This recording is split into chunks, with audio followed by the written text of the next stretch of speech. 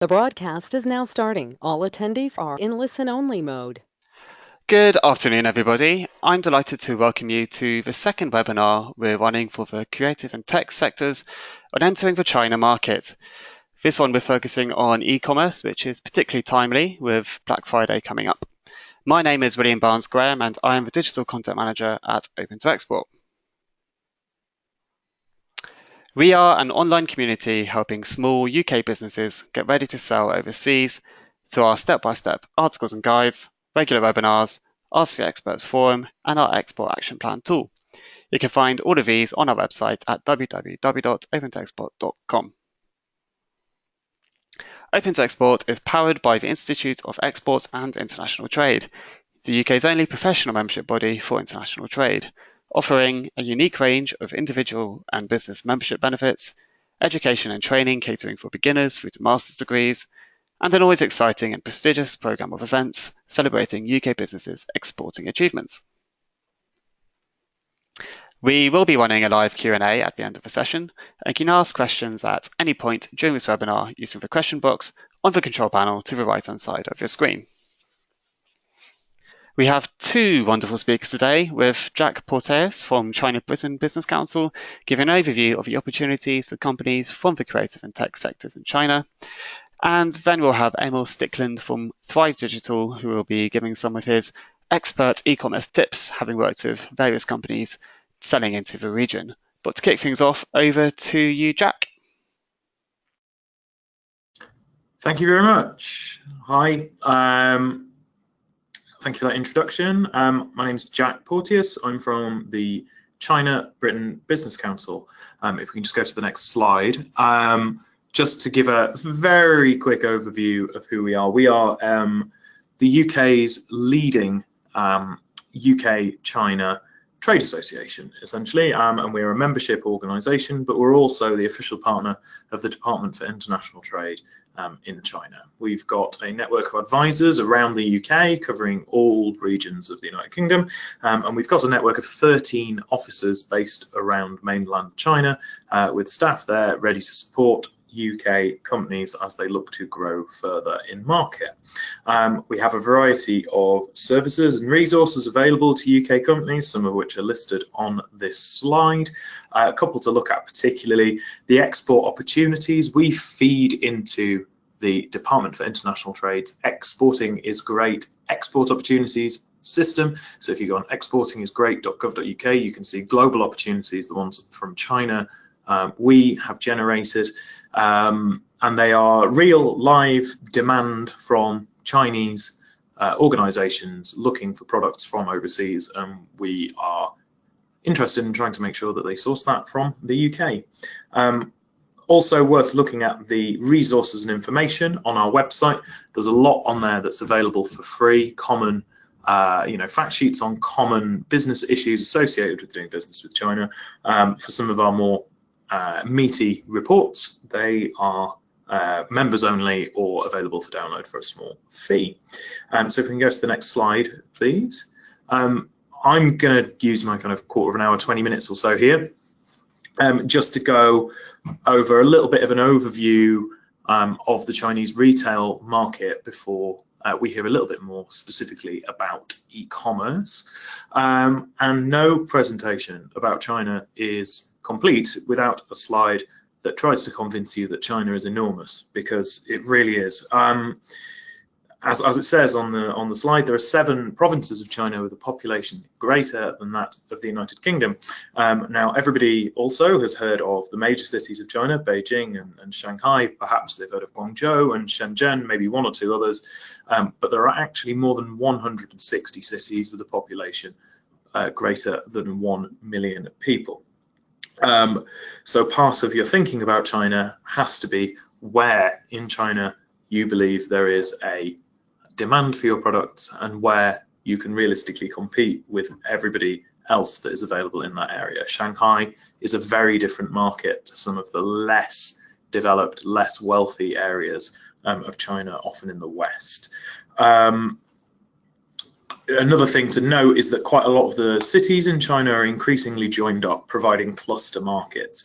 So you've got areas down in the southwest, like in Sichuan province, Chengdu, Chongqing, and Kunming, which have more than 20 million urban residents, or Changsha, Zhuzhou, and Xingtan in kind of the center of China in Henan and Hubei, which have over 40 million residents. If we can go to the next slide, please. Talking about kind of China as a greater economy before we move into retail, I really like these pictures of Shanghai between 1990 and 2017 because it's quite illustrative of how much China has changed in all of our lifetimes and in the living memory of people who lived in Shanghai in 1990 and still live there now. It's unrecognizable. The bubbles on the bottom left show that the Chinese economy has quadrupled almost in size in the 10 years to 2016. And as I'm sure we all know, China is now the second largest global economy after the US and accounts for 13% of global GDP. In 2006, it was just 6.3% of global GDP. So the growth rate in China, if you look at the red line on the graph, you know, we used to be quite used to China growing at 10, 15% per year. We've got what is now politically referred to by the Chinese leaders as the new normal, which is growth of around 6 to 6.5% annually. Worth noting that 6.5% GDP growth in China creates an economy the size of Sweden each year. So it's 6.5%. I mean, I'm sure in the UK we'd love a bit of those kind of growth figures, but it's still quite a considerable rate of expansion of that economy. If we can go to the next slide, please. This is taken from the China Daily, one of the newspapers in China, of the hot air balloon of the Chinese economy rising gracefully and then going back down to a more steady level over the mountain of economic growth. And China has entered a new normal, as they've said. This is part of an attempt to rebalance the economy away from investment and export-led growth towards a more consumption-led model similar to Europe or the United States. Next slide, please. So what rebalancing is that? What does that actually translate to? So the picture on the left is what China either is today or was in the not too recent past, and the right hand side pictures are what China aspires to be or is becoming. So we're moving from manufacturing to consumption. We're moving from low value manufacturing in the second picture down in the textile factory over to high tech, high value add manufacturing with the robot in the right, rural to urban in the third pictures down, and then in the fourth one, a particularly hot topic in China at the moment is the state of the environment. If anybody's ever been to Beijing on a particularly bad day, you almost can't see your hand in front of your face for the smog. So moving from this polluted environment and not taking necessarily the best care of the natural environment around them to a healthy and green, prosperous market. Next slide, please. So thinking about yourself specifically as retailers, what is your China strategy? We're here today to mainly talk about e-commerce, but it's worth remembering that 80% of retail sales in China are still offline. It's an incredibly developed e-commerce market, but that doesn't mean there aren't opportunities in the offline market in China. So are you going online or offline? Regional considerations, we kind of talked about that. Where are your consumers? How well do you know who they are? Bricks and mortar, e-commerce, online to offline, inbound tourism, these are all great buzzwords sometimes, O2O and things like that, but actually how do customers engage with products like yours, competitors' products, people that you aspire to be? is it the kind of products that people are only interested in buying in stores, or is it something that's booming online? Or are actually the incredibly high-tech Chinese malls engaging in O2O sales opportunities, and that's how the Chinese are buying the latest products in that particular niche? Inbound tourism is an interesting one. I think that can probably be extended to international students from China studying in the UK as well. There is a huge Chinese market already here in the UK, either studying at our universities or visiting us for a holiday. And if you are seeing that your products are getting a decent amount of attention from Chinese customers, then that might indicate that it's a good market for you to explore. Next question is, what resources do you have available to make this happen? China can be incredibly money and time intensive as a market to break into.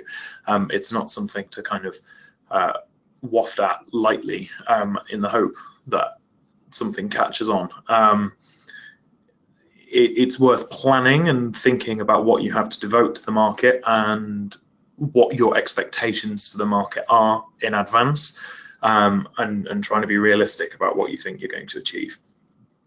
Importance of insights and data. As I said, China is enormous. If you have a look at the picture, which you can't really see there in the bottom left, sorry, my fault, but it's the provinces of China labeled with the country that they have an equivalent GDP to. So actually, there is a lot of data out there about what people are doing in particular areas of China, what people are interested in, what is driving demand in top tier cities or second tier cities or smaller cities in China, that could drive your strategy for entering the market. Next slide, please.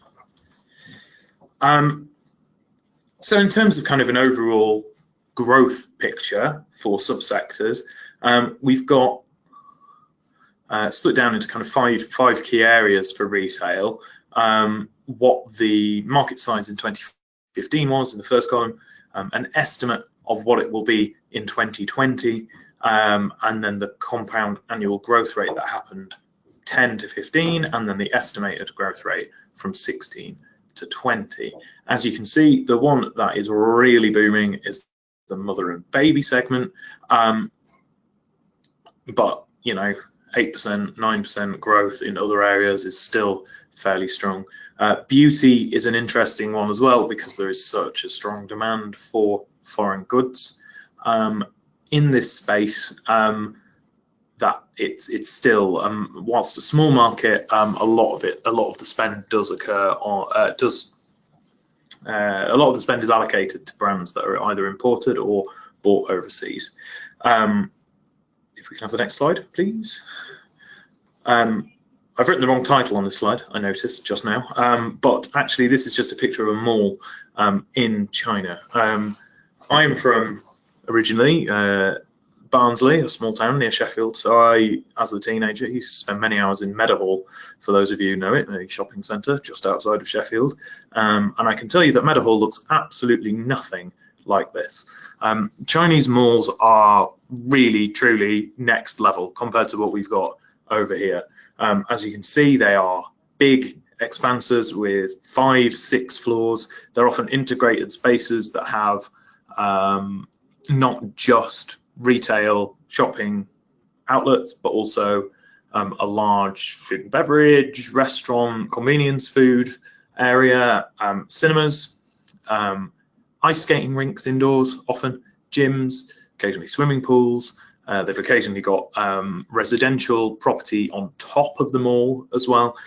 So it really is quite a different experience. And if you've never been, I would recommend, if you do get the chance to go to China, certainly doing a bit of a retail tour of a couple of key malls in the city that you're visiting, and just to get an idea of the scale and the difference in the way that malls operate out there. So next slide, please.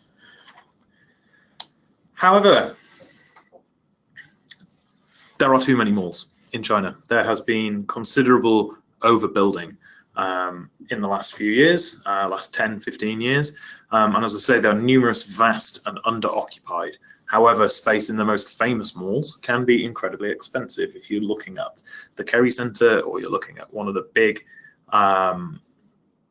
luxury malls in Shanghai, having a store there is as expensive as having one on Madison Avenue or the Champs-Elysees or Bond Street. Department stores do not operate on the same model as department stores do traditionally in Europe and the rest of the world. They are not merchants who hold stock and practice merchandising. They are mini malls who lease space to brands and essentially work on a concession-only model. Some of them are moving to more hybrid models, and there are more foreign department stores who are opening in China who operate on a more similar structure.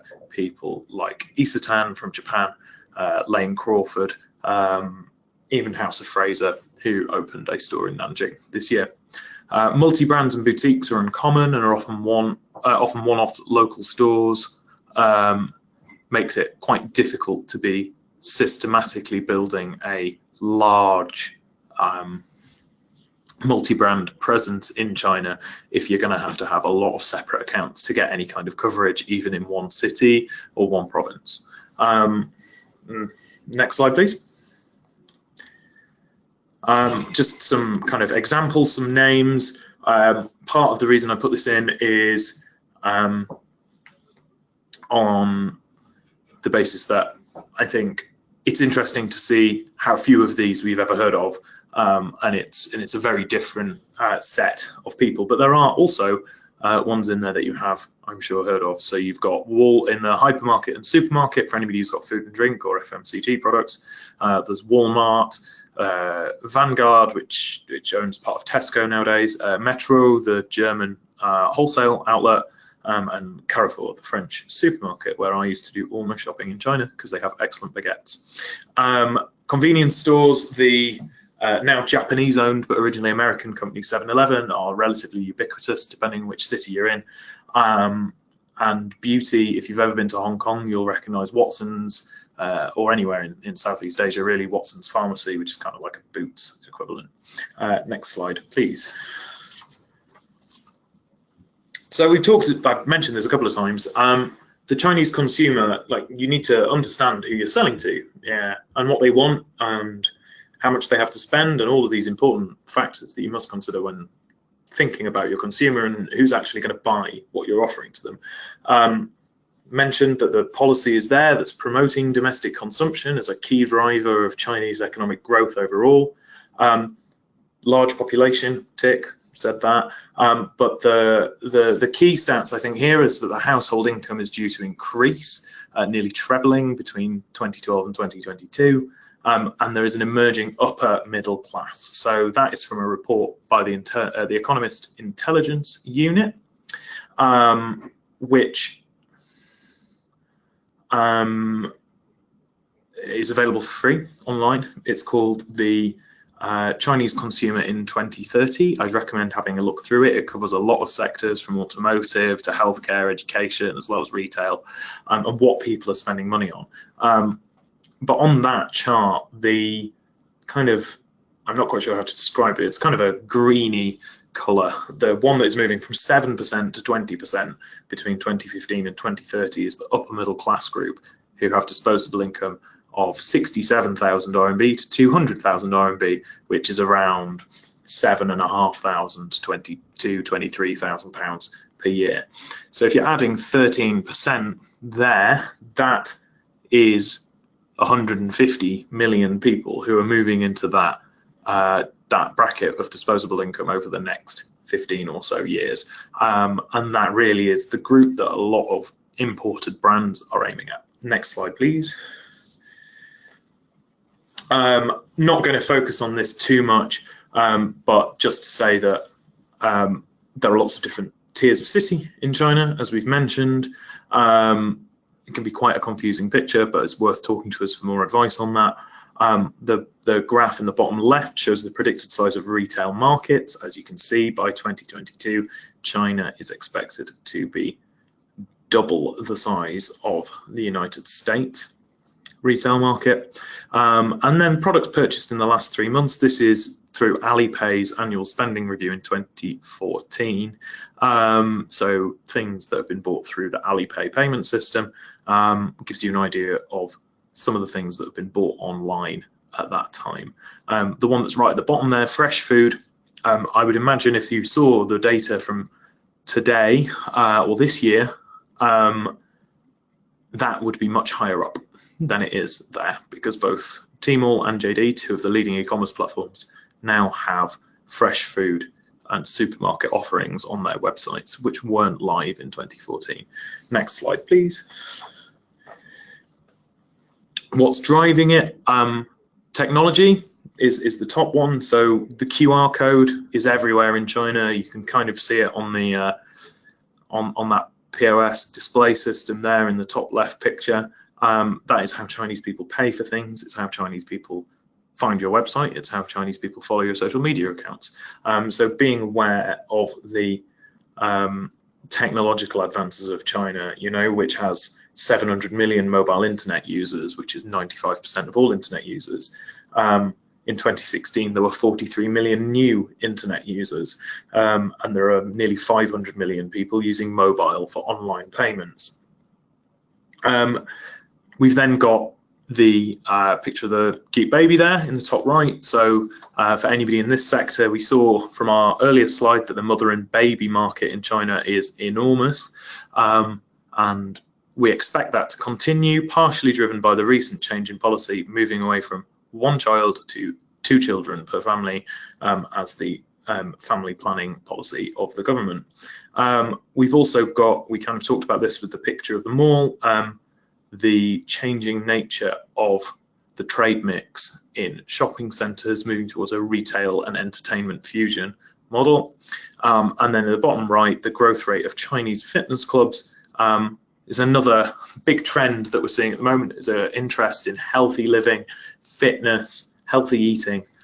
So things in those areas are attracting increasing interest at the moment. On a separate but similar note to that, the Winter Olympics are due to be held in China in a few years' time, and so we will be seeing several million people trying skiing for the first time in China in the next few years, and other such associated sports with the Winter Olympics. So there are great opportunities in a variety of sectors in there, in the sports and sports retail area. Next slide, please. I just wanted to touch on the sharing economy slightly, because this is something that's been covered in the news a lot recently, and we are here to talk about tech. The retail opportunities of it are perhaps limited, but it is an interesting story, and it's illustrative of how developed Chinese consumers are when it comes to adoption of technology. So Mobike and Ofo, I'm sure other bike sharing apps are also available. If you're in London or Manchester or a couple of other places around the UK, you might have seen them, because they're also set up over here. It's kind of the, if you've been to London, the Boris bike of the of China, except you don't have to dock them. You can leave them wherever you want. And as you can see in the bottom picture, that caused all manner of problems with huge pile-ups of bikes in heavily occupied residential areas. The top right picture is sharing umbrellas. That company went bust because they went missing within about 3 months of the start. And then the bottom one is an old man who's sat on a sharing stool, which a stool kind of holder has popped up next to a lot of bus stops and common waiting areas to allow people to have a little sit down while they're waiting for their bus. And if even this chap here, who wouldn't look like your average user of the Internet of Things in any real way in the UK, is comfortable enough with scanning QR code, using his mobile phone to pay, to borrow a stool to sit there, then I think that kind of says it all, really. Next slide, please. I'm nearly done, I promise. A couple of challenges with China: import regulations. There are approval processes to go through for food and drink, cosmetics, electronics, medical and health. For clothing, you need to there's a series of standards as well, and there are inspections and compliance. E-commerce marketplaces often have their own requirements, and it's worth making sure that you're compliant before shipping anything. Next slide, please.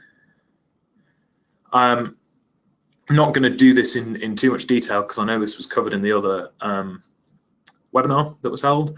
But trademarks in China are important. There are a lot of horror stories about trademark squatting going on, where an individual or business in China registers your trademark either for you or with the bad intention of for them, so that they can trade off it. Now, China is a first to file system, which means whoever registers it, if it's not petitioned against by the rightful owner, they are the legal owner of it in China. And whilst you don't necessarily need to register your trademark to ship to China, sell via e-commerce directly to consumers, if you're not selling B2B, you don't necessarily have to have your trademark to do it. You are running the risk that somebody will do that, and it can close off the B2B market for you entirely. It's a 12 to 18 month process with renewal every 10 years. But once you've filed within a couple of months, you don't need to wait until you get the certificate through. You can start quite safely. Next slide, please. And that's it. So CBBC, as I say, we've got a network in China. We've got free resources on our website. We run an event almost every day somewhere in the UK or in China. And I would encourage you to come along to them to learn a bit more about the market. A lot of them we do for free or for a very low price to try and spread knowledge about China. And if you could go on to the next slide, please. Here is my email address and my phone number. Better to email me because I'm usually in meetings, but if you've got specific questions, please do feel free to send me an email and I can let you know how we can help. I am now going to pass you over to Emil from Thrive, who are an e-commerce consultancy. He's going to talk to you a bit more about the specific e-commerce environment in China, which is really quite different to over here. So over to Emil. Thank you very much, Jack. Yes, as Jack says, I'm from Thrive Digital. We're an e-commerce consultancy specifically focused on international e-commerce. So it's companies that want to begin to look at trading online in international markets. If we could just move to the next slide, please. So first of all, why do we want to look at China? Is there really that much of an opportunity? I mean, we've seen that there's a huge amount of retail going on there, but obviously the culture is very different. You know, is it really worth investing the time in that? If we can move to the next slide. We'll see that this is, in 2016, the top 5 countries by retail e-commerce sales. Now, just to point, not all e-commerce is retail, but it accounts for enough of a proportion of e-commerce that it's worth looking at. And you can see that even in 2016, China accounts for a huge percentage of the top 5. So that huge big red section is China, then it's US, then there's UK, which punches well above its weight, Japan and Germany, and they're the top 5 retail e-commerce countries in the world.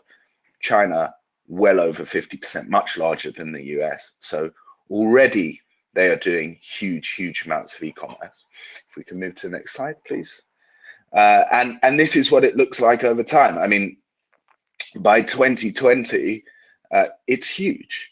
It just keeps growing and growing and growing. And part of that is the adoption of technology and as Jack was saying about the emerging middle class, and people just keep on going online to buy things. There's a huge opportunity there for people to go online.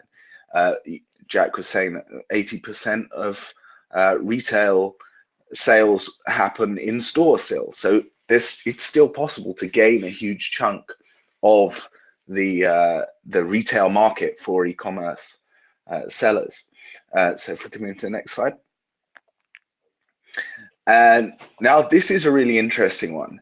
The UK is the second most popular destination for Chinese shoppers to buy from. 6% of Chinese shoppers are happy to buy from British companies.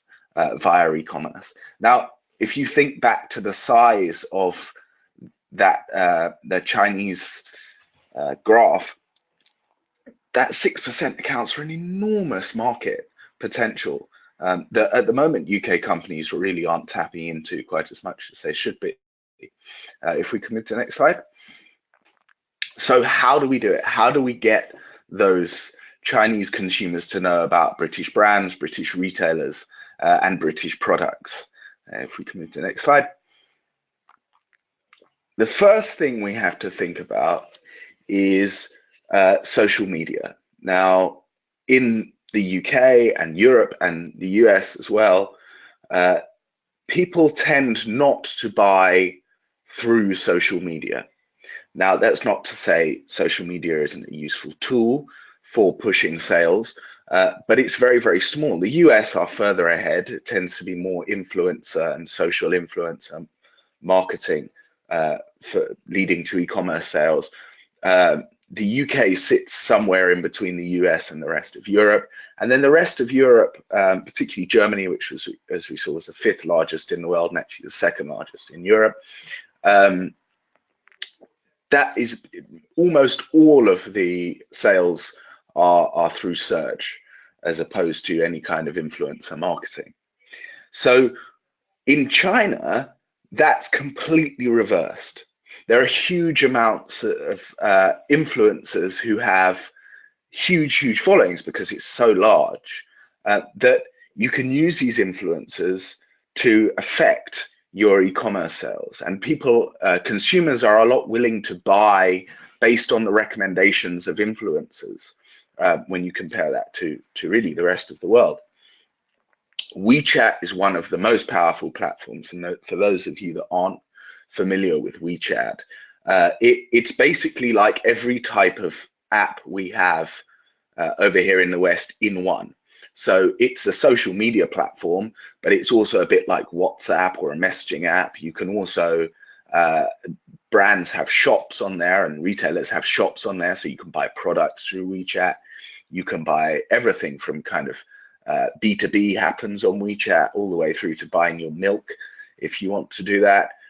There's Uber or an Uber equivalent within WeChat that you can buy tickets to events. You can do all sorts of things.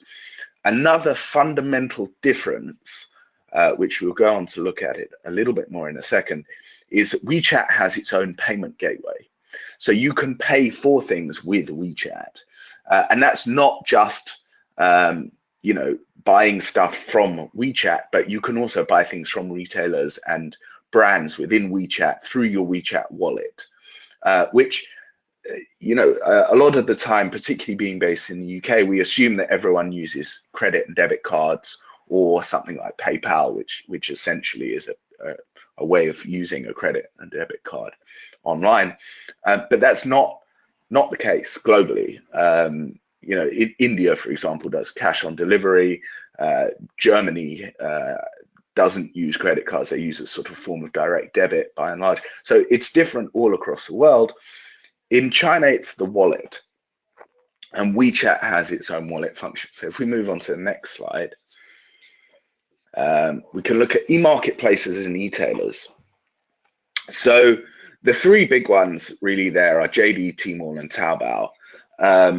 And essentially, they operate a bit like Amazon or eBay or something like that. But the difference is that whereas you would have brands in the UK who have their own e-commerce stores.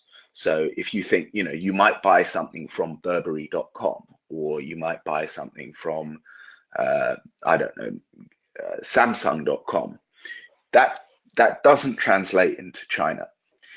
You would always, or the vast majority of the population would always buy through some kind of e-marketplace or e-tailer. So if you are trying to sell into China as a brand, don't invest vast amounts of money setting up your own website and your own system. You should be going through these e-marketplaces or retailers, or indeed social media like your WeChat. Now, there is something to be said here that if you have lots of search volume for your type of product, so if you are Burberry, or maybe not Burberry because it's kind of high-end luxury, but if you're, say, selling Clarins skincare or something like that, then being on these e-marketplaces makes real sense because the Chinese consumer is looking for those products. If you're not, if you're a smaller brand and you're really just looking to explore the Chinese market, then these retailers or marketplaces are not going to be the best thing for you because they're very, very general and they have hundreds of thousands, if not millions of SKUs, and you will just be lost. What we're seeing more and more in the Chinese e-commerce market is very sector-specific marketplaces. So there are both country-specific, so there are sites which specialize in, for example, taking UK products into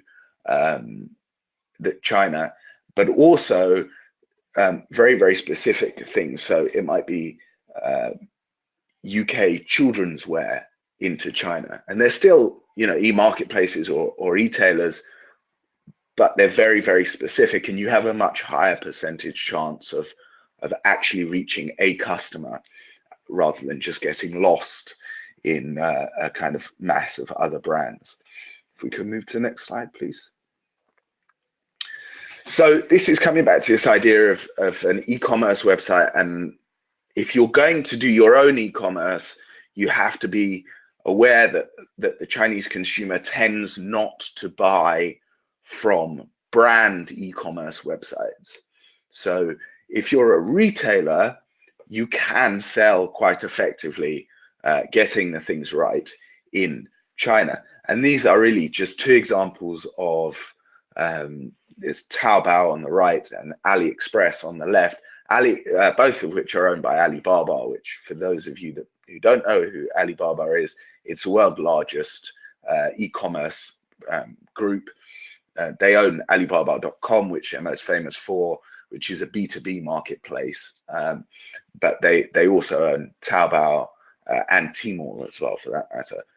They have AliExpress, which is the kind of American version. It's a sort of Amazon type website.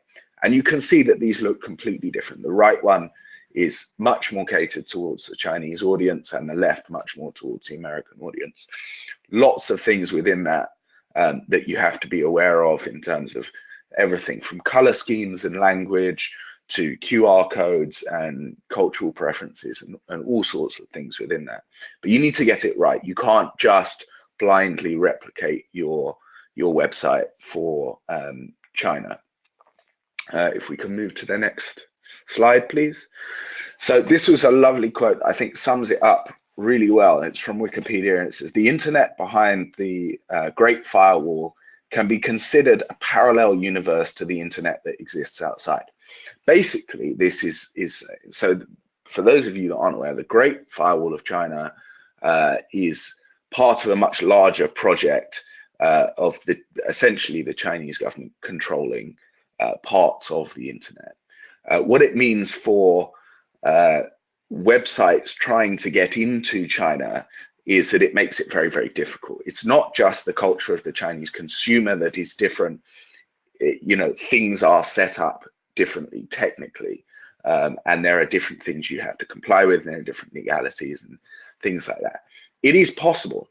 And you can even do things off the same instance. For example, you know, you don't need to build a completely different site. You need to do some different things with hosting and things like that. Because if you're trying to get to Chinese consumers with, for example, if you have a Shopify site and you go, oh, well, I can put a Chinese payment gateway on there. Alipay now has a plugin for Shopify, and that's it. That's all I need to do. Well, not really, because it's unlikely that it's going to be found, first of all, in China, unless Chinese consumers are going through a VPN, which masks their Chinese IP address and means they can get through the Great Firewall of China. But then you've got the problem that it's going to load incredibly, incredibly slowly because you've got this huge distance between it being hosted in the UK or in Europe and going out to China. So you have to be able to negotiate this Great Firewall of China. It doesn't mean that it's impossible. It just means that it's more difficult than, say, selling from the UK to Europe. And there are some things you need to be aware of. So if we can move to the next slide. And just coming back to payments, obviously I said Alipay and WeChat are the biggest. There are also a whole series of other ones, and people do pay via credit and debit cards, but the idea of a wallet is really the main payment form in China. And it's usually all done through a mobile phone and through a QR code. So in the picture that Jack was showing of the consumer scanning a QR code in store to pay for products bought in store, it's still an e-commerce payment that is taking place. It's still using e-commerce technology to take an in-store payment. The Chinese consumer largely has missed credit and debit cards. They went very much from a cash-based society to a wallet-based society, and this means they're much further ahead than us in terms of electronic payments. And you need to offer that to Chinese consumers, whether that's through WeChat as a platform, or whether it's putting it on your site through something like Alipay. It's a very different way of paying. If we can move to the next slide. So speed, I mentioned, the using a VPN and the difficulty in the load times.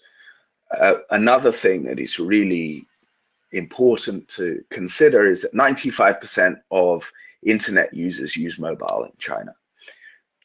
Mobile tends to load at a lower speed because you're not using a fixed connection like a wired connection like Ethernet or even Wi-Fi most of the time.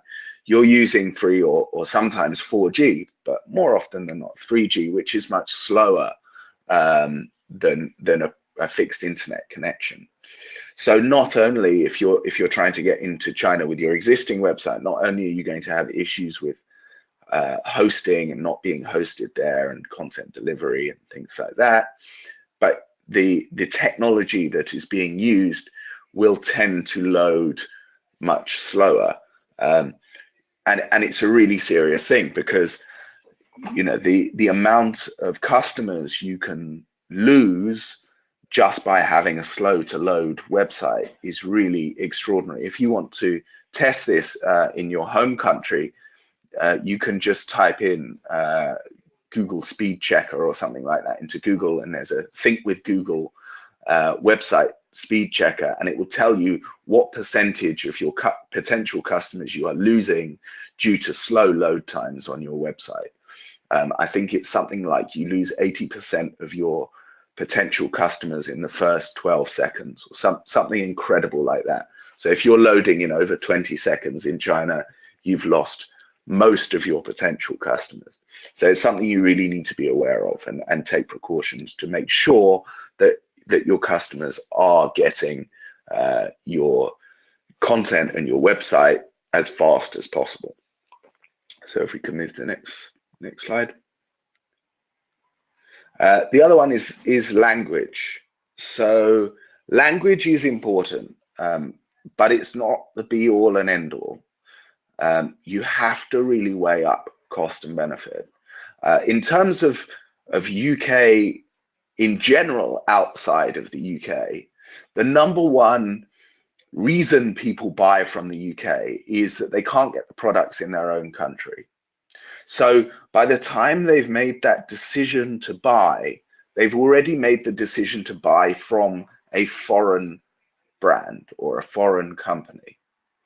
Therefore, language becomes less of an issue. If you're competing on generic products, so if you're a retailer that sells very generic products all over the world, the chances that you're actually going to be successful in China are very slim. But in that case, you definitely need to think about language because you're selling the same product that everyone else is selling. If you're selling something very unique that a Chinese consumer wants, then language becomes less of a barrier. There are plenty of tools for translation that can be used, but also the Chinese consumers, by and large, don't It's not a solid requirement.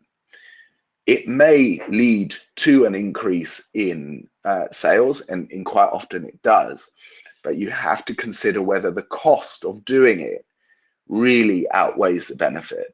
And unless you are shipping huge quantities, it very often, the cost of doing it and managing it just massively outweighs any benefit. It's not to say it's not something you should look at, and if you can do it cost effectively, it's definitely something you should do. But certainly when first trialing your product, it's not the first thing you should spend money doing. Quite often it's worth going in there with a partner in any case to test it, who is more familiar with the China market, and they will, I'm sure, help you with language, and obviously the cost is then much lower. If we can move to the next slide. So that's it from me. It was a very quick overview of the kind of e-commerce landscape in China, and if you would like to know some more, send me an email and we can have a conversation about that. So thank you very much. Thank you, Emil, and thank you to Jack as well. That was two really fantastic presentations. Just what a massive market it is, and some really good tips, hopefully, for selling there online and also looking towards retail as well. We've got the I'm going to open the floor now to questions. As always, please do look at the panel to the right-hand side of your screen, and you should there see a questions tab, which you can ask any questions to us through. The first one I'm going to ask is from David. I'm going to ask this to Jack.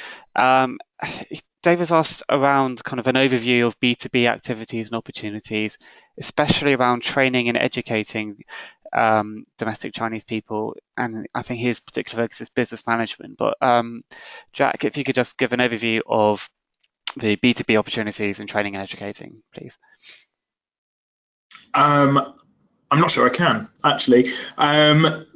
So I cover retail and the creative industries for CBBC. We have a separate sector head who covers education and training and is far more knowledgeable about the opportunities in that area than I am. So I would encourage you to email inquiries@cbbc.org and they'll pass you on to the right person, or if you go on our website, the contact details of our specific advisors are all there. From a generalistic kind of point of view, though, in terms of services, part of the Chinese government policy of moving from lower value add manufacturing up to the high tech stuff in particular, demand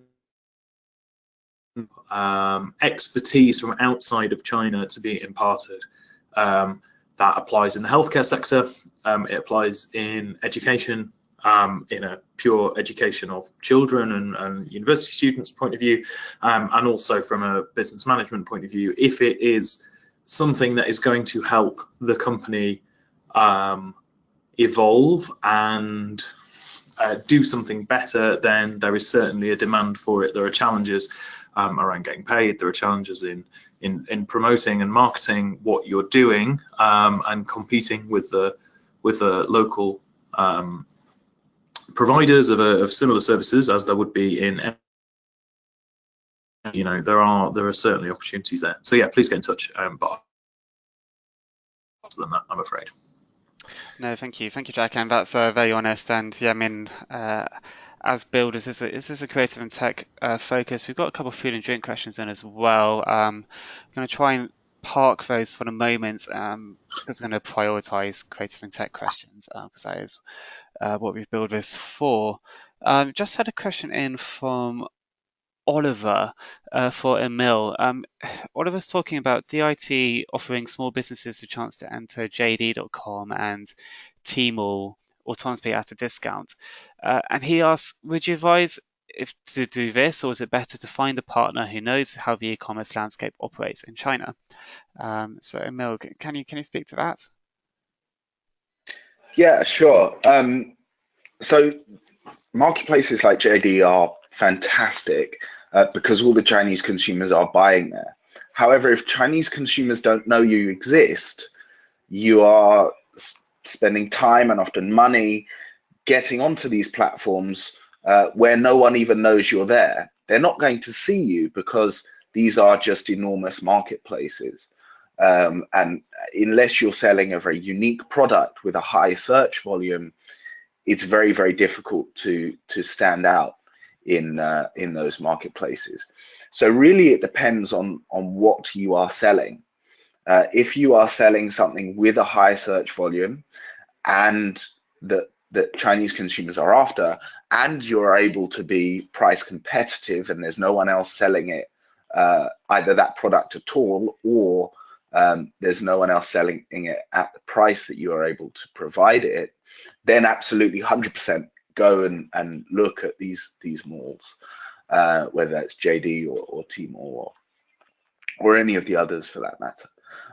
If you have a brand and based on a particular set of values, and it's often kind of more high priced, maybe it's a kind of more luxury product or something along those lines, particularly in things like fashion, you have to generate the search volume.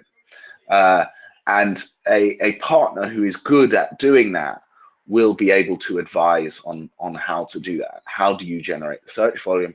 Well, often it's through things like social influencer marketing or KOLs, because it's so much more effective there than it is over in the rest of the world, pretty much. So it depends. There's no clean-cut answer. I would try and get some data from JD or Tmall or the DIT on whether or not your product is being searched for and whether there's a demand for it. If there's no demand, you may find that your time and money is spent better elsewhere. Thank you. Can I just input on that quickly as well? Is that all right? Yeah, go for it. Yeah, sure. I talk to JD and Tmall and a lot of the other Chinese platforms quite regularly.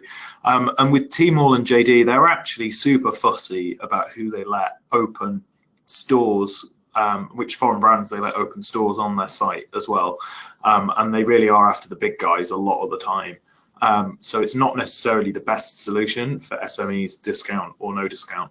There are hundreds of cross-border e-commerce platforms and regular e-commerce platforms if you've got a partner in market, some of which are arranged along the lines of specific product categories or are focused on specific geographies within China that might provide a better platform for you to sell your product. Some of these smaller platforms, people like VIP.com, who are the third biggest in China, still have 300 million registered users. So it's not like they are 10 people shopping clubs online. They're very much part of the global e-commerce major league. So yeah, JD and Tmall can be a solution, but they are quite expensive and they're also quite fussy about who they let on. And just sticking with partners, we've had a question in from Derek, which is, how do you find a team or partner, or just generally speaking, how do you go about finding partners in China? Jack, can I put that to you? Yeah, I mean, specifically for a team or partner, the best thing to do is to apply to Alibaba, have a conversation with them, and they will try and connect you with some partners off their approved list who have experience in dealing with foreign companies, often experience in dealing with companies in your sector.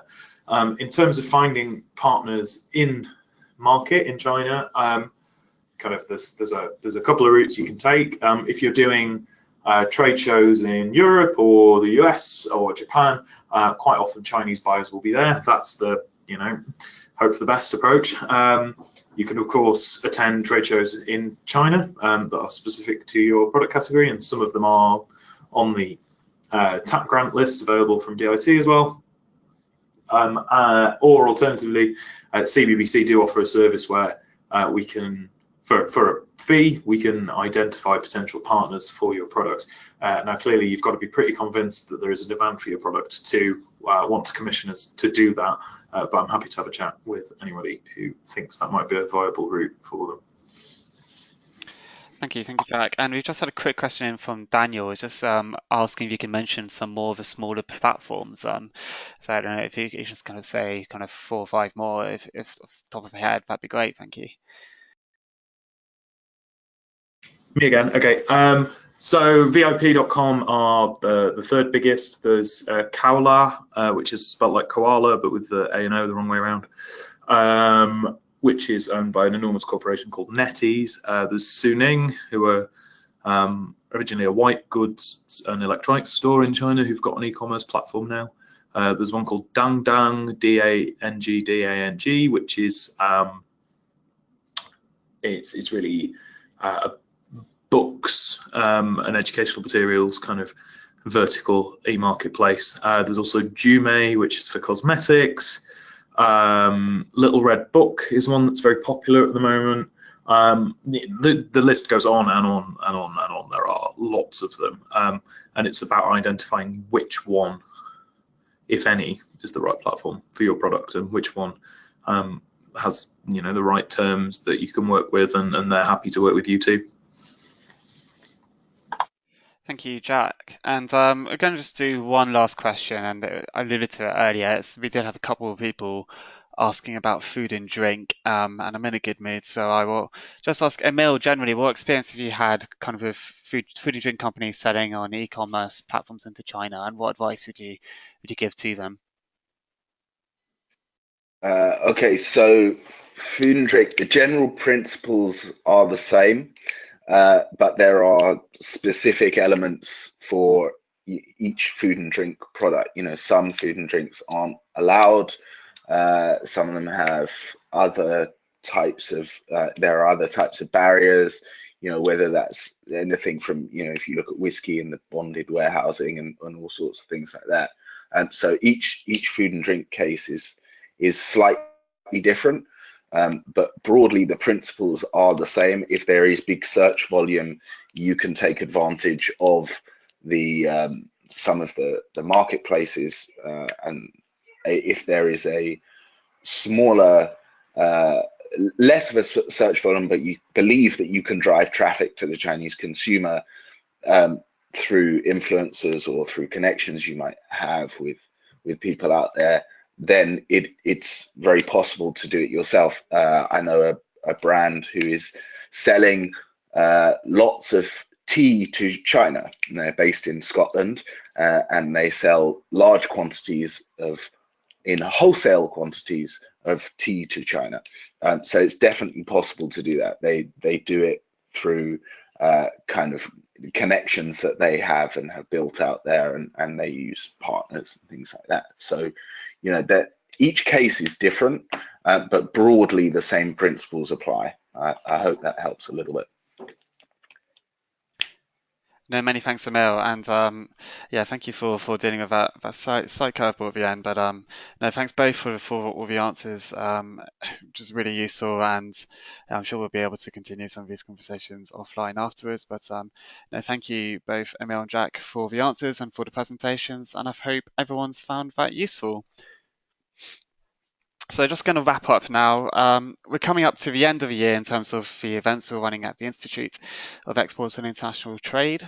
But as ever, please do have a look at some of the training courses the Institute runs, catering from one-day courses on Incoterms to master's degrees in international strategy.